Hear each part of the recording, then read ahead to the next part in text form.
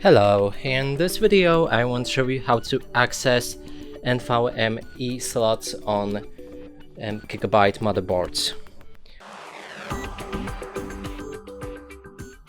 And to do this, here I have my Gigabyte motherboard, and there's multiple different NVMe slots, PCIe slots, and first one you can find right here, and to access it we'll need to unscrew it, but the radiator blocks the entrance, so I can't show you how to open it, but all you have to do, as I mentioned, is just to unscrew this screw right here.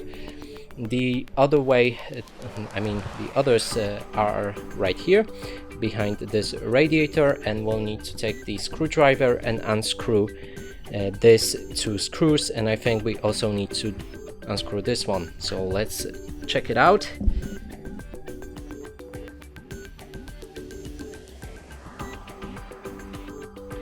Okay, I think it's done, and now we should be able to unlock it.